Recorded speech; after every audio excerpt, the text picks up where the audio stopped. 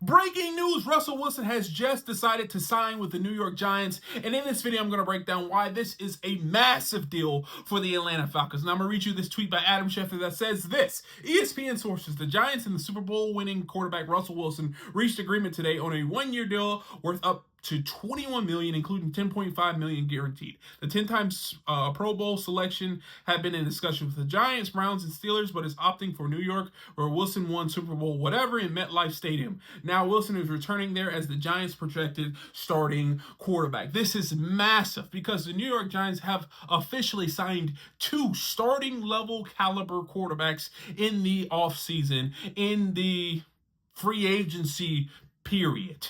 Now, this is huge because that leaves one less quarterback available for teams to go out there and sign, more specifically, the Cleveland Browns. The Cleveland Browns were linked to Russell Wilson, but Russell Wilson's in New York. He's a New York Giant. So that means the Cleveland Browns need a starting level quarterback, especially as they continue to sign players who are aging, such as Myles Garrett or even Nick Chubb. They need their window of winning gets smaller and smaller, and I think it will be very difficult for them to sign or to go after a rookie quarterback and convince that team that they're in win now mode, especially with guys aging and just losing or getting out of their prime. Now, this is all encapsulated in the tweet by Kevin Knight of the Falcoholic, who says this: Giants do the Falcons a major favor by signing two quarterbacks. I totally agree. It takes one more quarterback off the market. He continues to say this: every quarterback taken out of the market is one fewer option for teams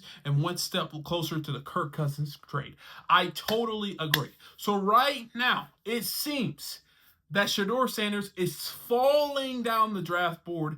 And in my opinion, it seems like the Cleveland Browns are selecting Abdul Carter and then going toward a free agent or veteran quarterback to help prop this team up, which is insanity. Now, there's really only one or two quarterbacks left.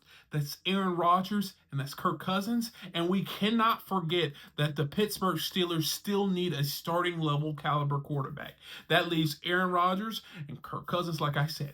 If Aaron Rodgers decides to go to the Pittsburgh Steelers, which a lot of people are saying he will, that leaves only Kirk Cousins essentially as a starting level quarterback available. And the Browns are forced to trade for Kirk Cousins. And to be completely honest, the Atlanta Falcons would have the majority of the bargaining power because they know the Cleveland Browns need a quarterback going into the season. Because like I said, the windows of winnability for the Cleveland Browns is getting smaller and smaller and smaller. And as players continue to age, Nick Chubb, Myles Garrett, and Njoku, their defense is continuing to age. They need to figure out ways to win games. Now, I'm going to lay one more scenario on you. What if Aaron Rodgers decides to retire? We go from Kirk Cousins maybe getting traded to Kirk Cousins is going to demand a bidding war.